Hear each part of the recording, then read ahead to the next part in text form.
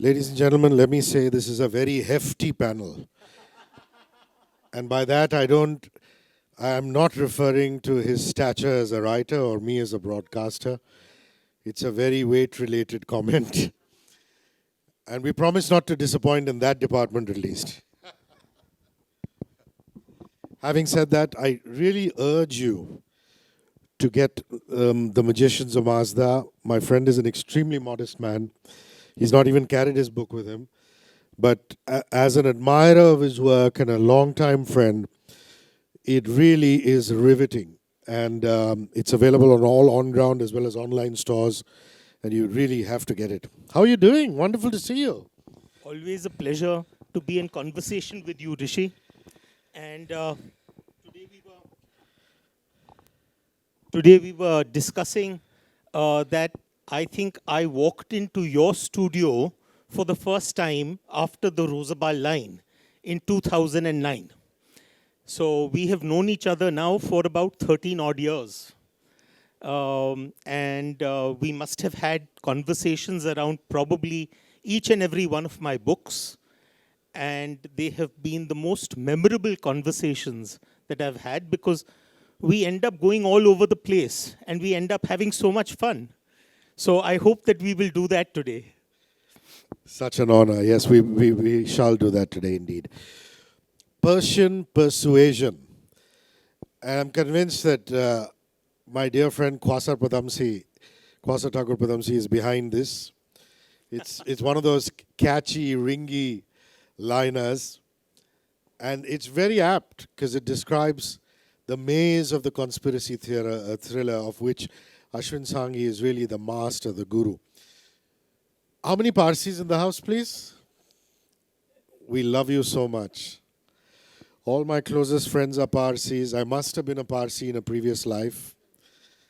And God bless you, Parsis. I mean, everything that you do for the nation, the world, you make it a better place.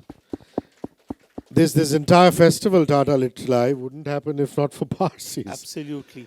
Bawa's rock. Exactly, Baba's rock. And, we were just having this discussion saying Parsis make the world better for us. And it's such a pity that they themselves sometimes don't know the value of their existence and the wonderful history and the pathos therein. This book, ladies and gentlemen, really, and I was telling Khurshid, this boy who was trying to get me a cab to get from NCPA to here. I said, with a name like Khurshid, you could only be Parsi. He said, yes. I said, please go buy this book. Gift it to your mother, gift it to your father, your grandfather, and gift it to yourself. Because even though it's considered a work of fiction, the history of this incredible community and how they came in from Iran is delved into very, very beautifully. Before we get into that, a little birdie tells me it all started when you met the famous Dan Brown of Da Vinci Code fame a few years ago. Tell us about that. So, Hrishi, it was 2014. By then, I was already someone who had written probably about 4 of the books in the Bharat series. And Dan Brown was invited by Penguin Random House to deliver a lecture both in Delhi and Bombay. So in Bombay, the publishers reached out to me and said that rather than him simply delivering a lecture, let's have him be in conversation with you, Ashwin. So I said, that's fine. So we did this conversation at the NCPA in 2014.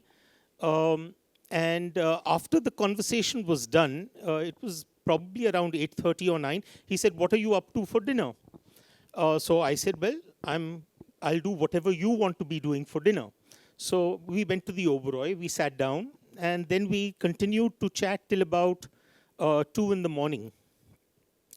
Both of us had lots of material to share. And of course, after several drinks, we had also become philosophical and spiritual. I remember being baptized that night with some alcoholic beverage, but my memory is not that great. I remember talking about the definition of God, which we will also cover in this conversation. But by 2 o'clock, I thought that Dan Brown had had enough of me. So I assumed that that was it. But the next morning at about 11-ish, he called up and said, Ashwin, I have a few hours to kill before I take my evening flight. So I was just wondering, would I be imposing too much on you if I were to request you to take me around Bombay? So I said, but what will you see? I mean, you know, there isn't, do you want to go to the usual sort of places like I take you to Haji Ali Dargah and I take you to the Gateway of India and what have you? So he said, no, don't take me to lots of places. Take me to maybe one or two, but something that will excite me and something that I have not seen before. So I thought that maybe I would take him to the Freemasons' Lodge, but I said that's something that he has done to death. So then I realized, I said the one thing that he would not be familiar with is a dakhma. So let me take him to the Tower of Silence. Being a non-Parsi, obviously, my ability to access the Tower of Silence is also obviously limited. So I spoke to one of my Parsi friends, and he organized for one of the priests out there to take us up to the point where non-Parsis can go. And then he was very kind. He also explained to Dan and me the way the dakhma works and with the 3D model and what have you. But I could make out from the expression on Dan's face that he was absolutely excited hearing about this method of sky burials and the vultures and the fact that vulture populations are declining and that solar concentrators are needed. I mean, all of this was sounding fascinating to him. So we came out of there, and at that point of time, I happened to be working on a novel known as Private India with James Patterson. And all of these thoughts were still going on in my head, and I decided that I would sneak a scene into that book where one of the fight sequences happens at the Tower of Silence. So I did that, and that was pretty much the end of it. And then about a year or a couple of years later, I happened to be on a flight, and sitting next to me was Baman Irani. So we started talking, and I said, see, I went to the Tower of Silence, and this is what I found out, and so on and so forth. And he said, but have you read the Qissa-e Sanjan? And I said, what is that? He said, no, it's the narrative of how the Parsis landed on the shores of Sanjan. So if this is a topic that interests you, you probably need to read this. So I was able to get my hands on the translated passages from the Qissa-e Sanjan. And I read it, and it just sort of blew me away. I was like, this is something that doesn't require one scene in a book in the Tower of Silence. It needs an entire book because there is just so much material there. And that's when I started thinking that, is there a way that I could actually weave this into a Bharat series novel? But the very concept of Bharat implies that there would be some element of, in some ways, the fact that there would be some ancient connection back with this land that we call Bharat. And the more I started digging into it, I realized that the story of 720 CE was a much later story, and that there was a story behind the story. The ancient connectivity between ancient Bharat and what is referred to in the Mahabharata as the Parsikas, or the ancient Parsis. And I started realizing that that is where I think the real story lay. And for me, it was honestly speaking a journey where I was at every moment, I was just getting more and more curious, you know. And it prompted me to do a lot of traveling also. I ended up doing Navsari, I did Surat, I did Udvada, I did Sanjan, and so on and so forth. I went to Diu. For the first time, I was able to actually go into the dakma itself because it's no longer consecrated. So it's deconsecrated, which means that someone like me can actually go and see what does it look inside. And the moment I started doing all of this, I realized that there was a wealth of information which the average reader does not know. And that's how the Magicians of Mazda was born. For those of you who are familiar with Ashwin Sanghi's work, he referred to the Bharat series. This man has this wonderful art of weaving a conspiracy thriller and taking it in different directions. But the root, the genesis, has always been mythology or spirituality. Now, in that, the Magicians of Mazda, a lot of people would argue, could it be a departure?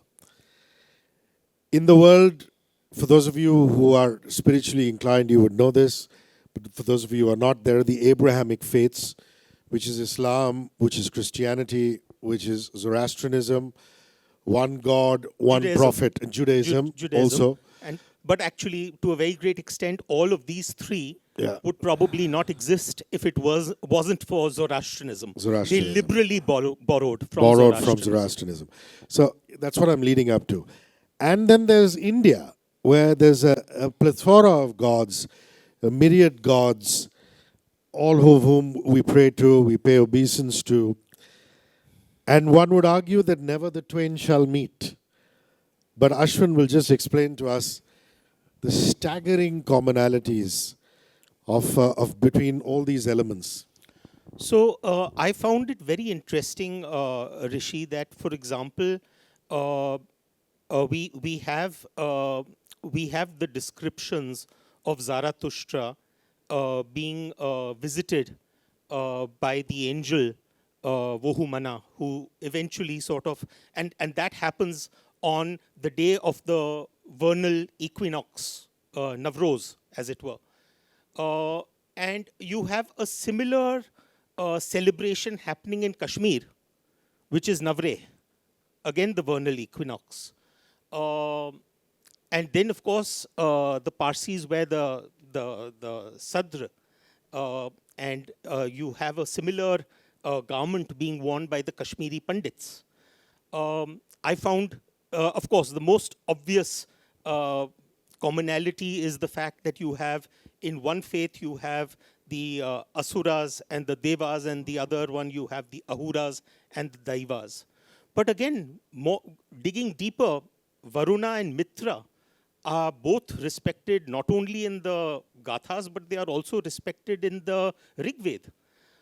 And in fact, it's very interesting that Varuna is also referred to as Asura Maya.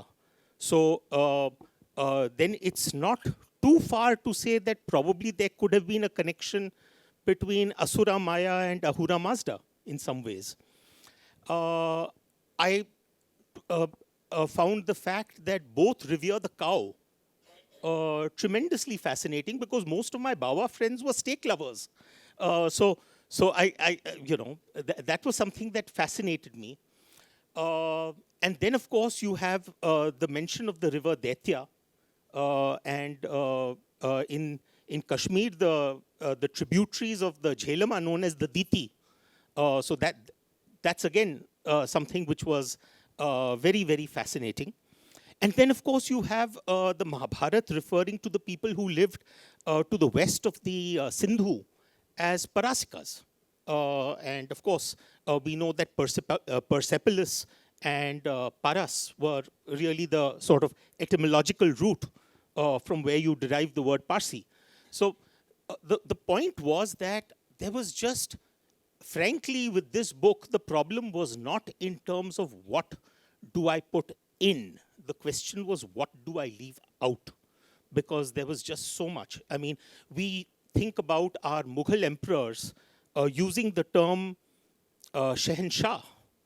And we don't realize that that word Shehenshah is first used by the great king Darius.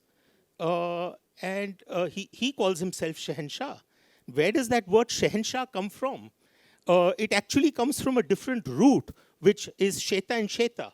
Sheta meaning Kshatriya, the Kshatriya of Kshatriyas. So there are there are multiple points of overlap. And frankly, with this book, I didn't need to manufacture a mystery because the mystery was already there. Um, um, there are some books where you need to go out. I've always maintained this with my other writer friends that we as writers, we think that we are going to go out and look for a story. But the real great stories are the ones where the stories come looking for you. And this was one of those where that story just came looking for me. And then it just set me off on that journey. But then you're the master of the conspiracy thriller genre. I mean, this is a book that is like a tsunami of emotions. There's the Mossad, which is Israeli intelligence. There's RAW. There's the history of the Parsis coming in from Iran, from Persia. There is still that linkage to the Bharat series.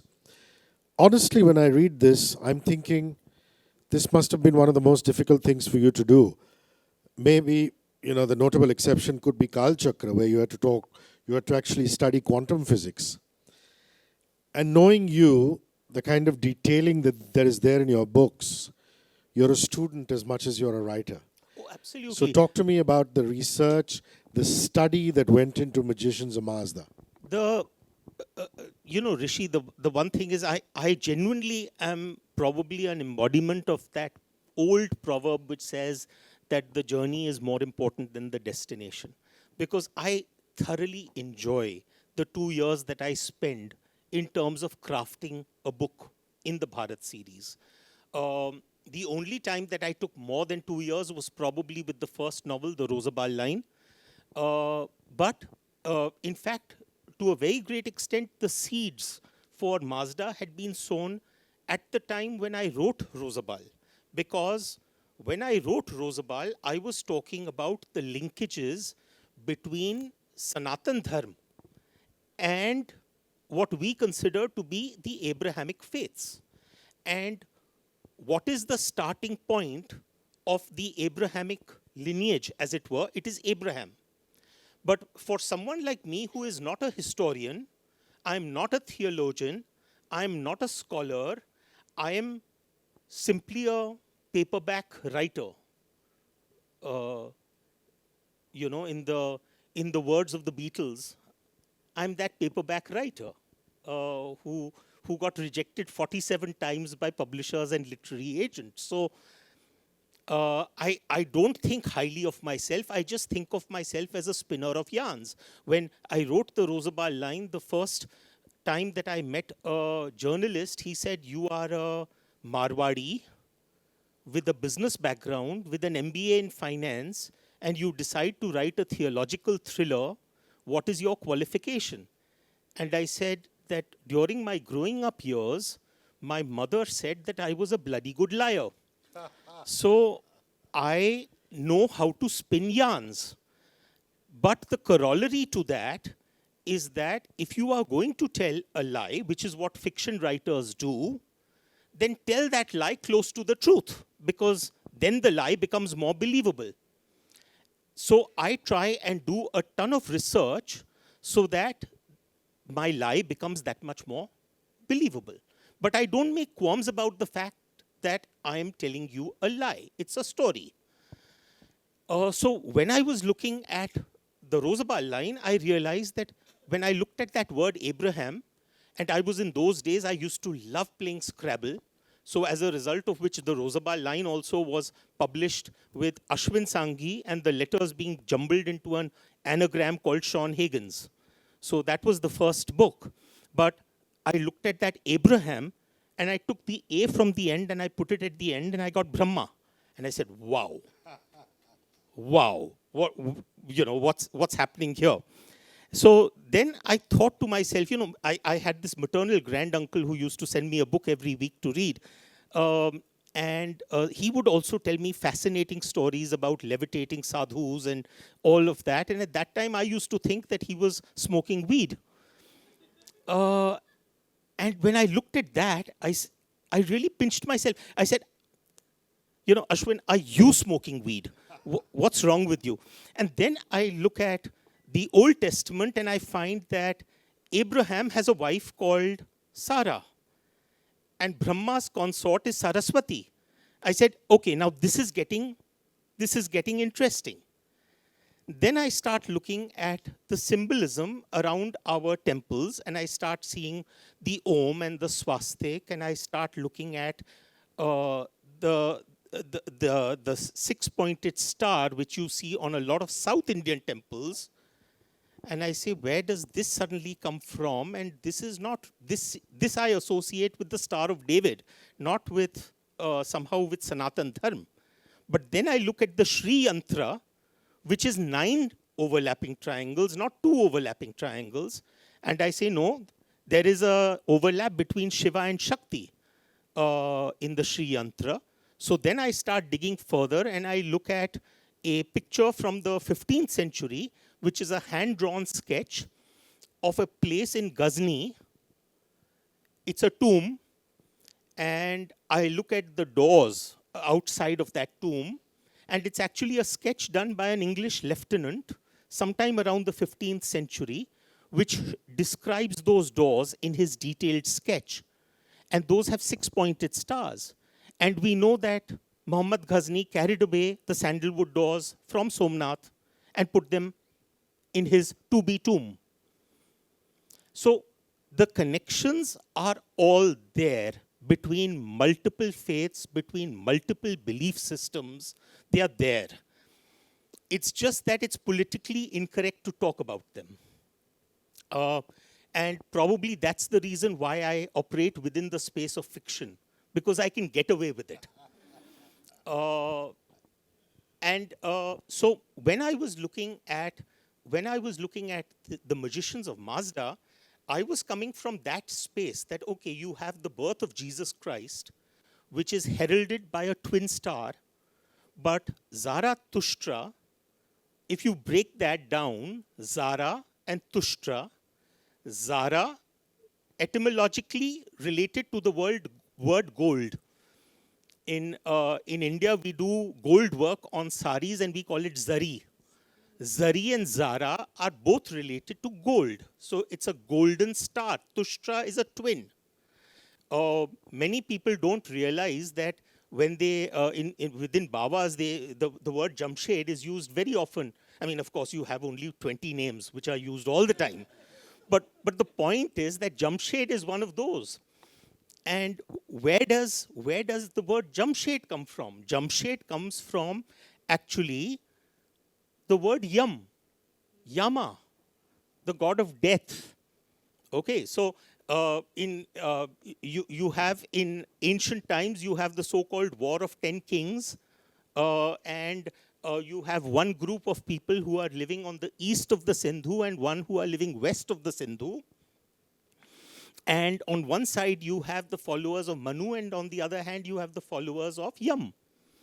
And the followers of Yam, the ones who have descended from Yam, but are also Kshatriyas, Shet. Yam, Shet. And so Yam, Shet, over a period of time, becomes Jamshed. And then you have something like, for example, the twin star, Gemini. And we look at the word Gemini and we say, hey, listen, Gemini, whatever, what have you. But actually, that is coming to you from the fact that Yama has also a sister who is Yami. Yama and Yami, and then they are represented as twins in the skies, and that's where you get Gemini from. So, I'm sorry, I could go on for a long, long time, and I will take off. So please keep me in control. So when I was looking at the research for the magicians of Mazda, I said, okay, fine, I've started with the Kissa-i Sanjan.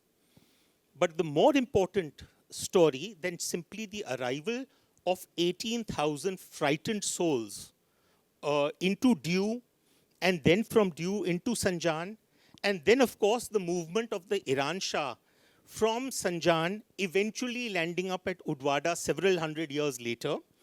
That's an interesting story. But to my mind, the fact was that Zoroastrian sailors, for hundreds of years before that event, were already familiar with the Gujarat coast. They were already navigating those seas. So for them, it would have been a very, very natural place. Then they land up in Sanjan, where there is this Hindu king whom they refer to as Jadi Rana.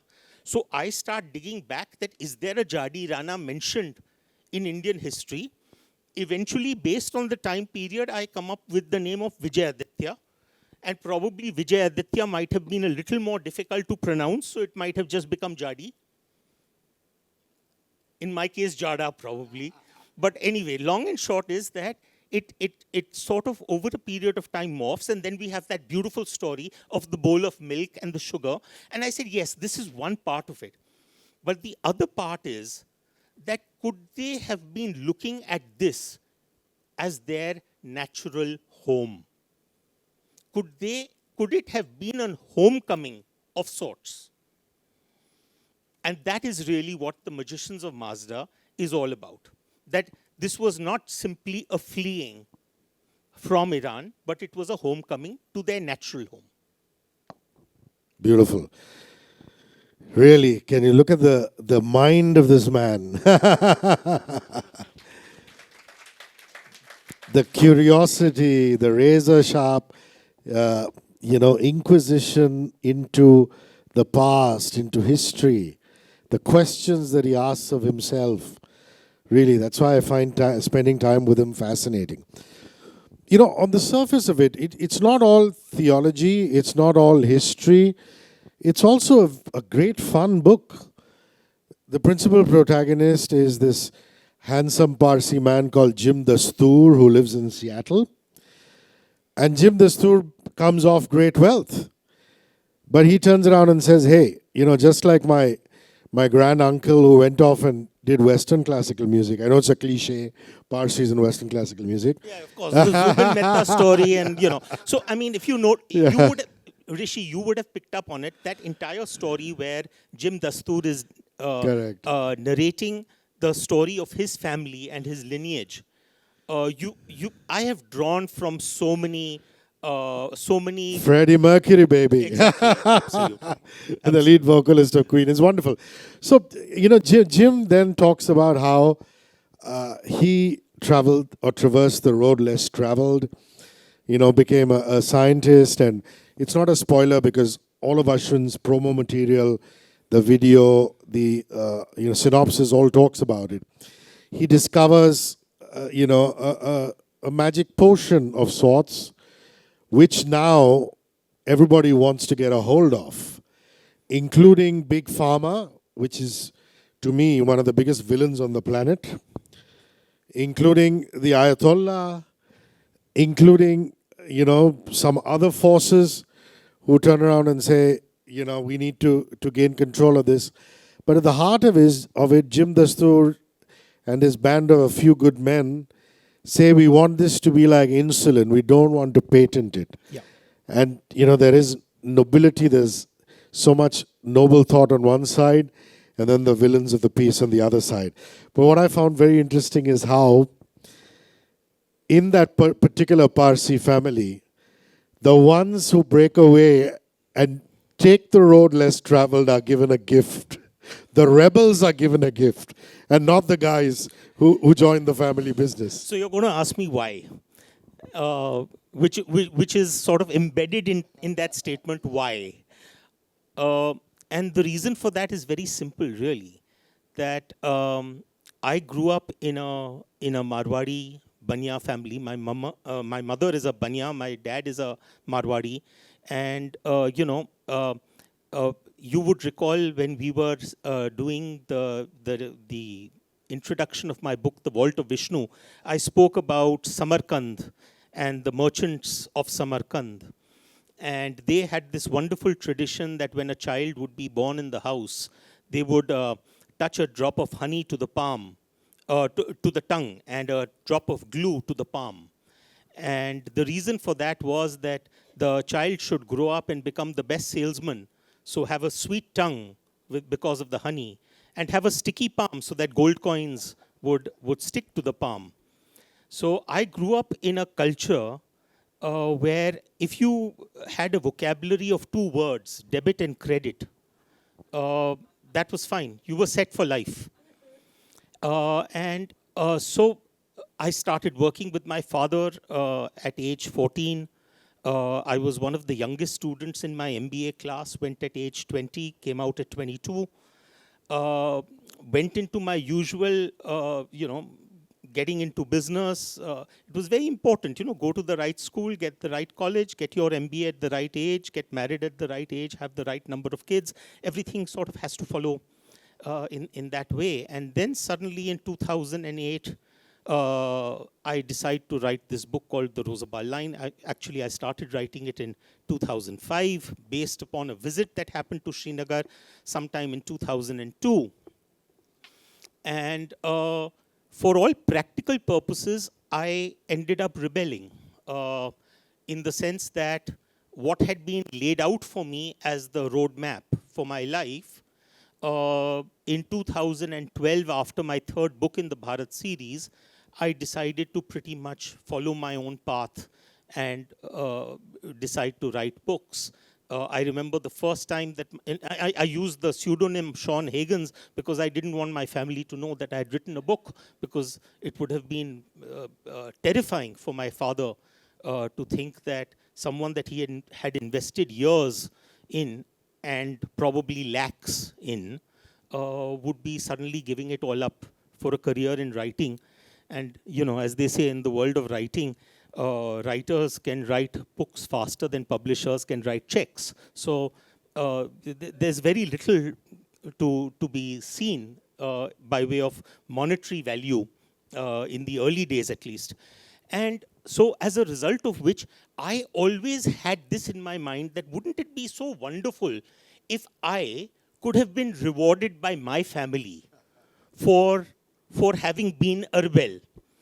And so I decided to make Jim Dastoor a rebel, and I made all the ones who were the inheritors of that particular box a rebel.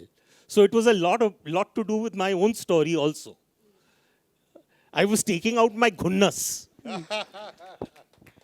Wonderful, wonderful. I mean, you have to infuse a bit of you as an author, even in works of fiction. Otherwise, how will it all come together? And this is a prime example of that. Also, what I really love is a very strong statement through the principal protagonist, Jim Dastoor, when he recounts Parsis of the bygone era, Parsis of today, people who created incredible wealth, but also gave back to society. And he does remark, using Jamshedji Tata, Dadabhai Nauroji as examples, saying that they never aimed to rule. And that's quite interesting. They didn't want to be the ruling class, but they generated enough wealth and gave back. So I'd like you to talk about that. So, it's for me, it's fascinating that the Zoroastrians as a community today, you have maybe officially around 25,000 Zoroastrians in Iran, in a country of 84 million people. Whereas this was the majority and dominant faith during the Sasanian Empire. And so to that extent, I always find it very, very surprising that we talk about the Jewish Holocaust, but we don't talk about what happened to the Zoroastrians of Iran. Because that was no less terrifying. And there are a lot of readers who've come back to me and said, Ashwin, you've been very harsh in terms of your descriptions of the sort of trials and tribulations that they had to go through. But I felt that I somehow or the other, I didn't want to play that down. I wanted to talk about how difficult those times were and how they were completely wiped out, almost exterminated. So in that sense, I find it very, very incredible that you would imagine that 18,000 people arriving on the shores of Sanjan, living under this Raja, Jadi Rana. And of course, Jadi Rana had given them a few conditions, that you will adopt the language and that your women will dress the way Gujarati women dress, and that you will lay down your arms and not take up arms unless and until I tell you to. And they live in peace and harmony for the next 300 years. And then suddenly you have the attacks by Sultan Mahmud Begada, who was known to be a very, very vicious man. I mean, he had already had attacks on Somnath, where he had butchered Brahmins and hung pieces of the Brahmins from the gates of his capital. And fable has it that he was fed trace quantities of poison, so his clothes had to be changed every day because he was toxic. The idea basically being that contact with him could kill you. So that is how he is described. And now suddenly, 300 years later, this community is now being told by the new Raja, 300 years later, that listen, take up arms because I need you to fight. And then they go on to create this incredible arc where if you think about the story of Bombay, you can't imagine the story of Bombay without the Bawas. I mean, whether it's the first port builders, whether it's the first tax collectors, whether it is the entire shipping routes which were transferred from Surat to Bombay only happened because the Bawas landed up in Bombay. The entire lucrative Indo-China trade only happens because of them. So the entire future development of Bombay happens as a result of this community.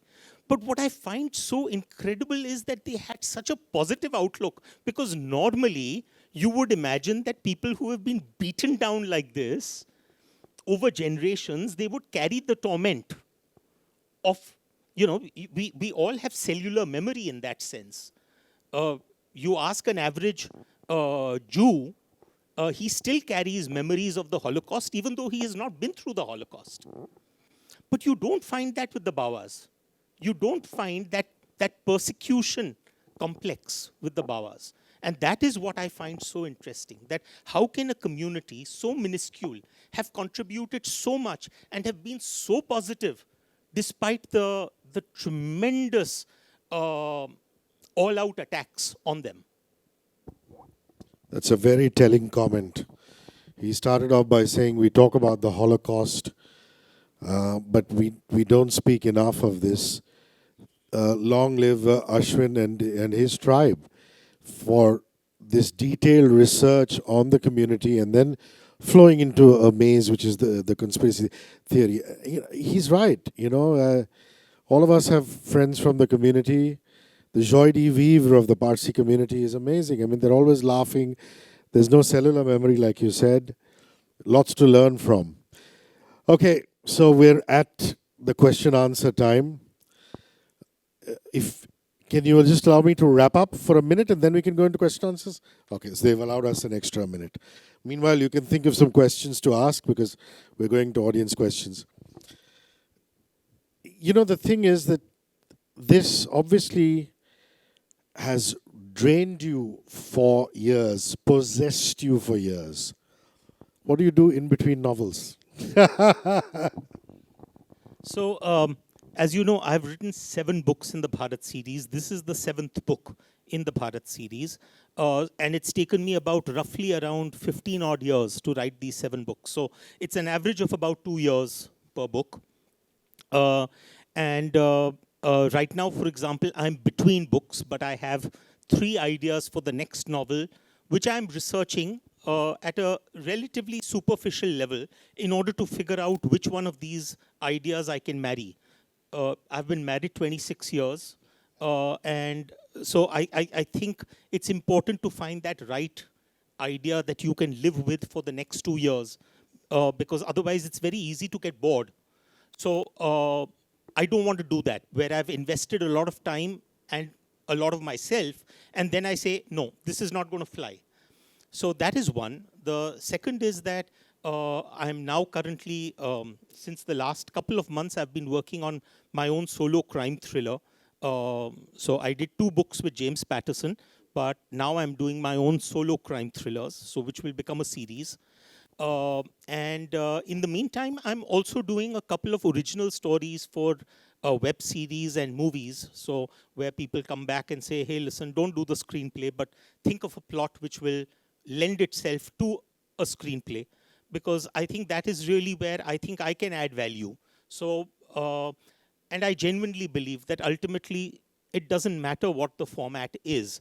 Yes, there is a romance of turning the pages, but today's generation, which is being attacked by stories in all different formats. There are books, and there are comics, and there are novellas, and there are ebooks, and audiobooks, and web series, and movies, and video games, and you know, it's just the world out there.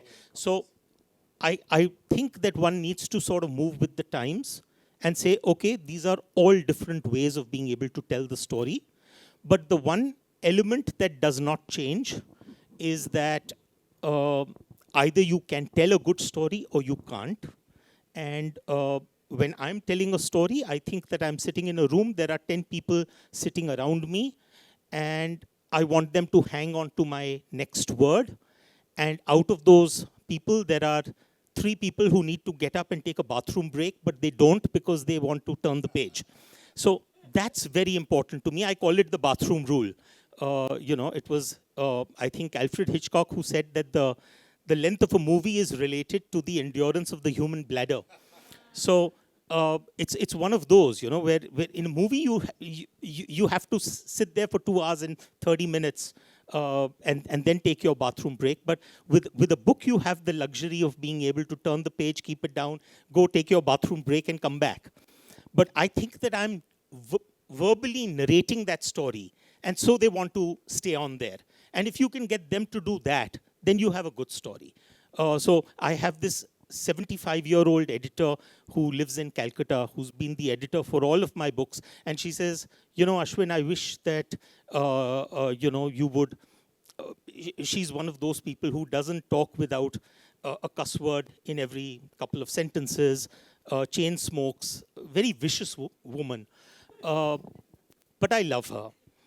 And so I would always say that my books would be so drab and so monotonous because I would never have the right word to use, and you always manage to find that right word to use.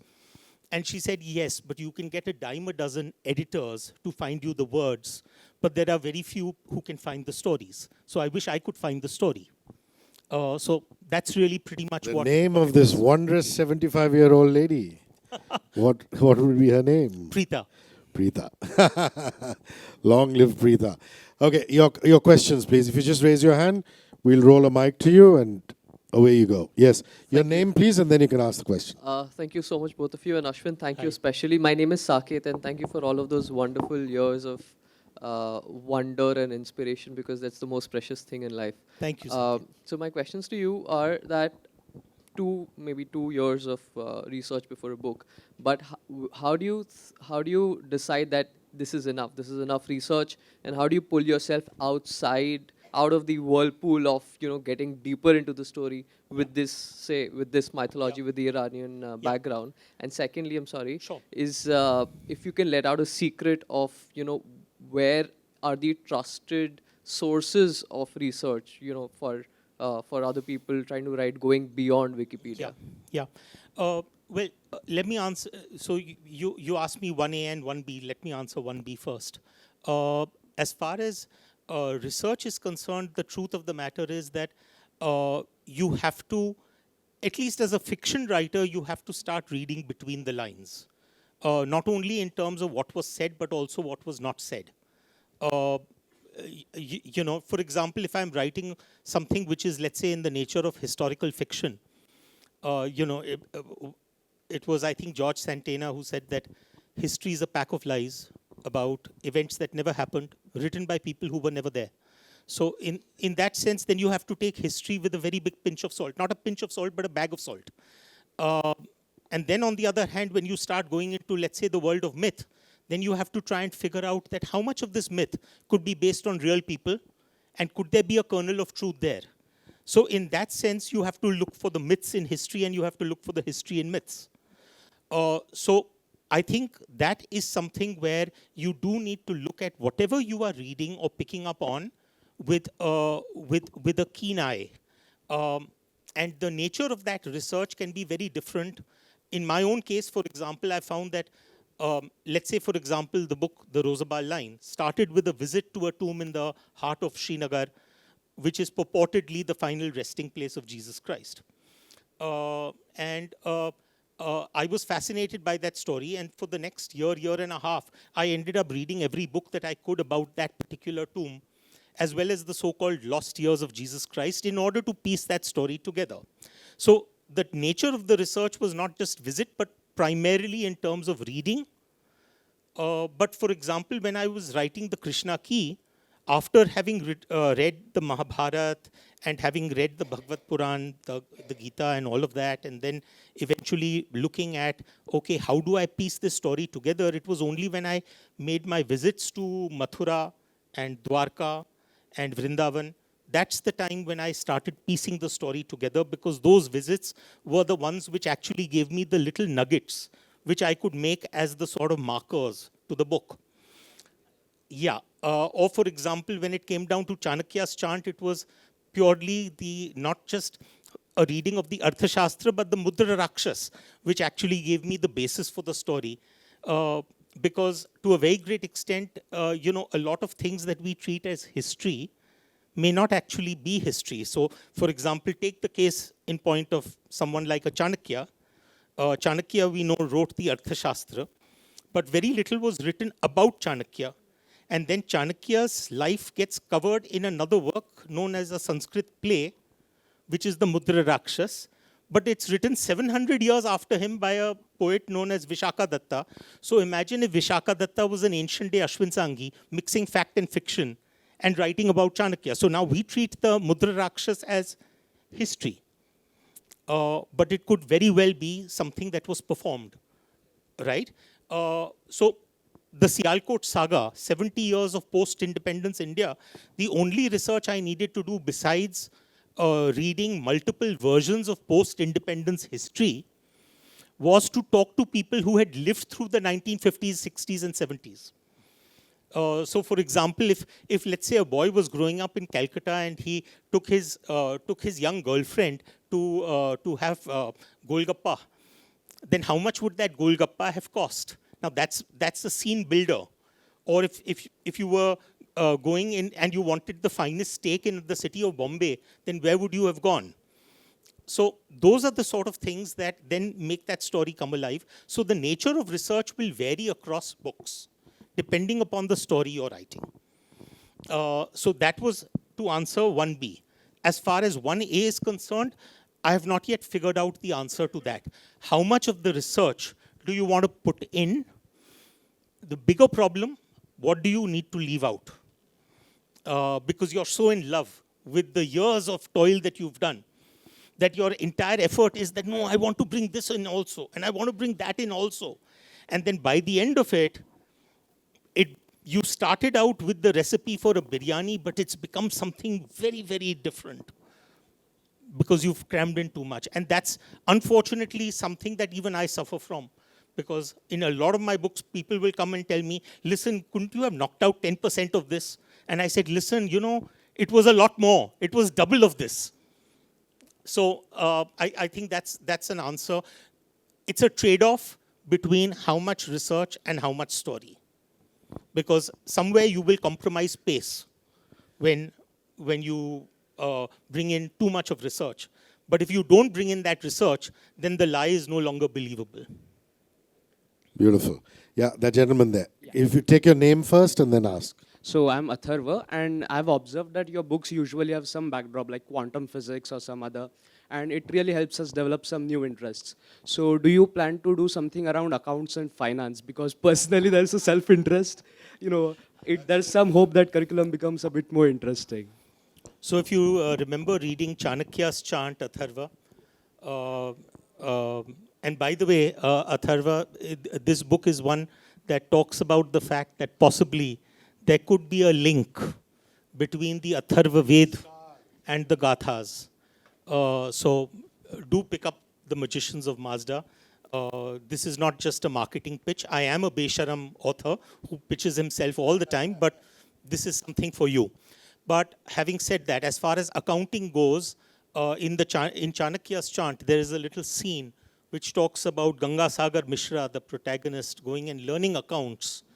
And the accountant out there asks him, what is 2 plus 2? And he says, 4. So the accountant says, no, you're wrong. I'll ask you again tomorrow. He says, what is 2 plus 2? He says, 4. This carries on for 10 days. You're wrong, you're wrong. Eventually, on the 11th day, Ganga Sagar Mishra is again asked, what is 2 plus 2? He says, God damn it, it's anything that you want it to be. And the accountant says, yes, now you have it. That's accounts. Nice. Yes, ma'am. Please. Your name, ma'am. Your name. Hi, Manjuji. My question for you is that, see, for the reader, the most important thing is the story and the characters. And you said to make the lie more believable, research comes in. Of course. But how much importance do you lay on that? You know, because for me, the story has to be interesting, the character development and everything. So, so that's what I'd like to know about this book too, and about your other books. How important is the story for you? Because for us as readers, Of it is course. very. So, people, very often young wannabe writers ask me that, are there any rules for writing commercial fiction, for bestsellers in commercial fiction? And I said, yes, it's rather simple. There are just 3 so-called rules. The first rule is that the first paragraph should be like the pothole of Bombay, where you fall in and there's no chance of coming out. So that's the first rule. The second rule is that every chapter, I write short chapters because I genuinely believe that attention spans have dropped. So I typically look at not more than 1,000 words for a chapter. And I write my chapters like scenes. I visualize them as scenes.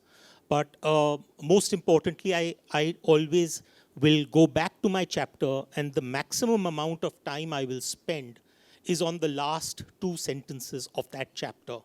That is the hook which will prompt you to turn to the next chapter. Can it keep you going into the next chapter? Is there enough incentive for you to go to the next chapter? And exactly. So that is the second rule. And the third rule I genuinely believe is that the finality, the final paragraph should be such which is almost the equivalent of a very satisfied burp at the end of a meal, where you feel content that yes, he has tied up all the loose ends. He has made all of this seem reasonable. But most importantly, as a commercial fiction writer, you want your reader to look out for your next book. So that the last paragraph should do. Because otherwise, if he doesn't take your next book, then you're no longer in business. So I hope that answers your question. Sure. Ma'am, your name, and then you can use the microphone. Anita. My name is Anita. Hi. I want to ask you, how many times do you fine-tune your drafts? So typically, the way I work is that I write between 5 o'clock and 9 o'clock every morning when I'm working on a story. So the morning 3 or 4 hours is when a chapter will normally develop. I do not go back to do edits while I'm writing. So while I'm writing, I'm in full flow. And I will write as the words come. But I have always maintained that I am not a great writer, but I'm a fairly good rewriter. So once the first draft is in front of me, that's the time I will go back to it, and I will visit it probably anywhere between 5 and 7 times in terms of polishing it, taking care of threads that have not been fully answered, certain character traits which seem to, like for example, small thing like when I wrote my second book, Chanakya's Chant, there is a character out there, Chandni, and I've described her so beautifully in somewhere around the 4th or 5th chapter, and that she has these beautiful blue eyes. And towards the end, I show her tired and forlorn, and she's walking in the park with her son. And now I describe the tears that are falling from her green eyes. Right? And so those are things which, till the time that you don't keep on reading back again, and you will end up making those mistakes. And I've always maintained that all writers, no matter how much they talk about how great they are or how bad they are all work in progress. So with every successive book, hopefully you slightly start figuring out. I'm one of those who believes that commercial fiction is a mixture of art and craft. So it's not just simply with a blank canvas and you've done an M.F. Hussain number. It's more like actually crafting a chair. And with the first chair will have more errors in it. By the time you work on your 5th and 10th and 1000th, you've got slightly better at it because the craft is that much better known to you. So I think working on the manuscript multiple times, and then that is not taking into account the number of times it goes back and forth with my editor. So by the time it goes to her, I've already been through it 5 or 6 times. No. I only send it after I'm done. So, and then undoubtedly she will always come back, and then it's a no holds barred. You're a moron. How can you write this? That's fine. Yeah, there are 2 more there. Sir. Your name, sir? My name is Sunil. Do you want to take them first? No, go ahead. fine. Please go ahead. So I see the intensity that goes into your writing, the research that goes into it, and you have a footprint for each of your books. I mean, it's your stamp on it. How do you co-author a book? So that's a great question. I have done co-authoring in 2 segments. One is the crime thriller books that I wrote with James. With James, it was far easier to co-author a book because he has perfected the formula of co-writing. James is the highest-selling writer in the world. His annual royalties from the books he writes are upwards of $90 million per year. And he publishes anywhere between 8 and 12 books a year. So now that's not possible unless you are working with partners. So with James, the way it works is basically that if you have 2 authors working, A and B, author A works out the plot, typically about 10,000 words or 12,000 words in terms of how the story flows. Author B works on the first draft of that plot. So in other words, develops the manuscript, which is 70,000 to 80,000 words. Then that first draft goes back to author A, who then writes the second draft based on the first draft. So it's a back and forth process as far as James is concerned. Having worked with James, I realized that it was actually, it was a wonderful experience because suddenly when you get multiple voices, then it's like the difference between one singer on stage and multiple ones. So suddenly you get a harmony because there are multiple voices which are singing in synchronization.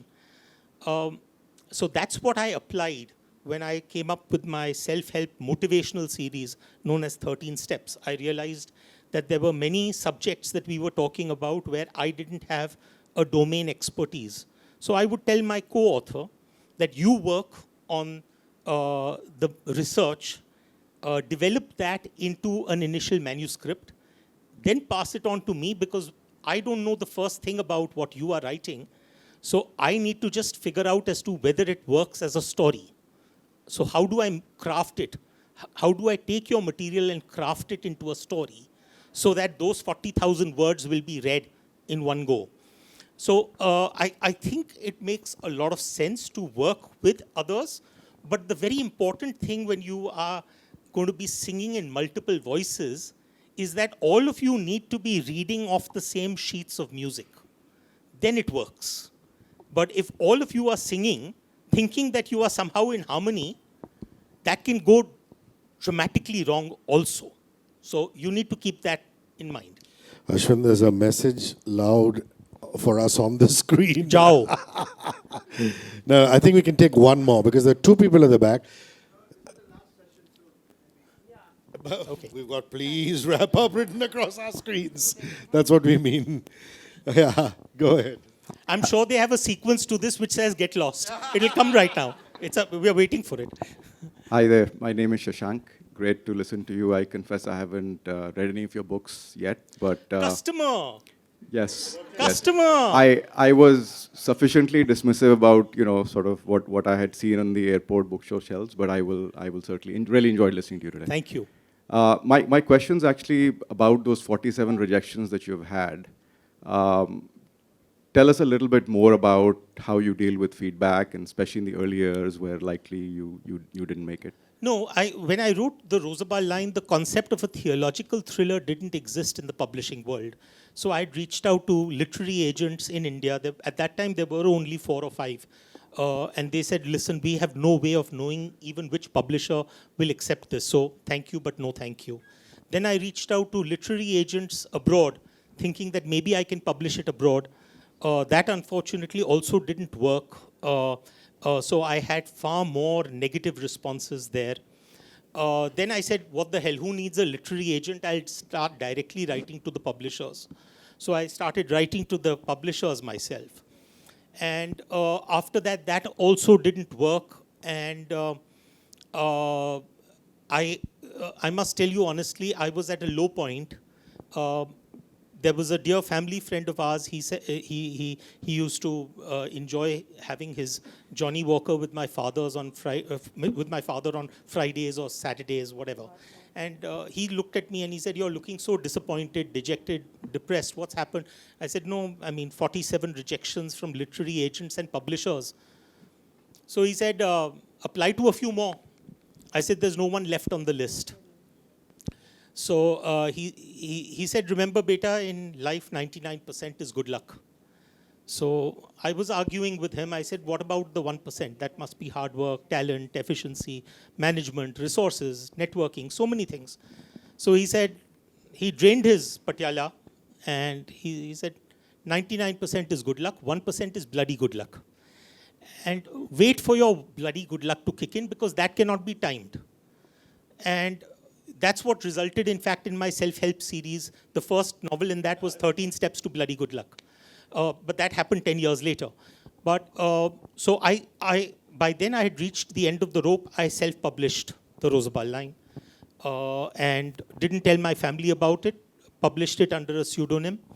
It remained on Amazon in the US for that entire year. I would write to everyone that I could. Please, friends, I would load on to my friends that, buy 5 copies, buy 3 copies, buy 2 copies, and so on and so forth. Anyone who would review the book on Amazon, I would write to them saying, if you have a friend, I'll send them a free copy. If you'll review it, I'll send a free copy, and so on and so forth. I sold about 900 copies during that year. And I was one of the top sellers of that self-publishing platform because the average is 57 per year. So it was 900. Then I wanted a distributor in India who would take on the book. So I reached out to 100 distributors in India saying that I'll bring in the book, will you distribute it for me? And only one of them got back to me, which was a distributor in Chennai who had just created a publishing house called Westland. And they said, listen, there's no point in us trying to distribute this book. The price point doesn't work. So we'll have to publish it. I said, what a pity. And the book was eventually published about 7 months later. So Rosabal line was appreciated by the critics big time, but it never became an instant bestseller. We printed some 2,000 odd copies. They sold out in a month. We then printed another 5,000 and so on and so forth. Today, Rosabal would have probably sold maybe a few lakhs. But it was the second book, Chanakya's Chant, which was not, in fact, appreciated by the critics. The first book, when the Rosabal line came out, the Hindu Literary Review wrote that we do a great disservice to Ashwin Sanghi by comparing him to Dan Brown because Ashwin is so much more. So I was mighty pleased that they had written that. When Chanakya's Chant came out, they wrote that Chanakya's Chant is a novel that has the intellectual caliber of Winnie the Pooh. And my sales took off. I said, listen, if I can have the commercial success of Winnie the Pooh, then I'm doing fine. So, I think it's so important to not worry too much. I've always joked that the relationship between critics and authors is like the relationship between the lamppost and the dog. So, at some point of time, you're going to get pissed on. That's fine. That's part of the territory, Yeah, the last one. No, there's a lady who's been waiting for a while. Yes, ma'am, your name and your question.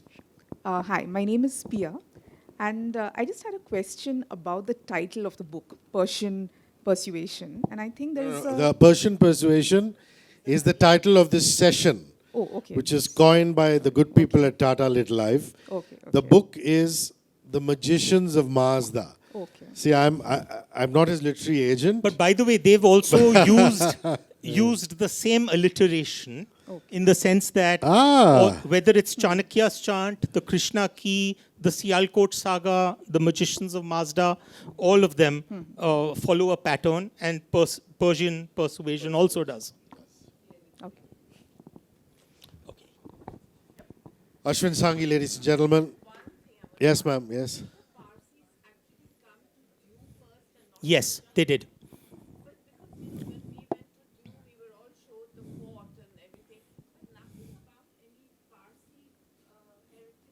No, because first of all, the vast majority of them moved out 18 years later and went on to Sanjan.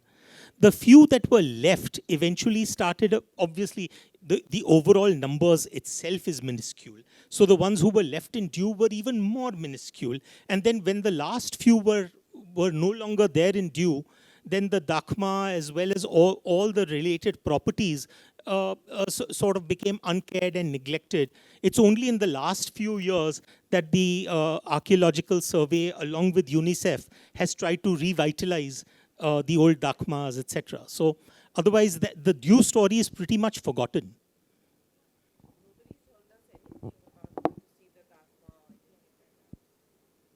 Yes, that's it. Thank you.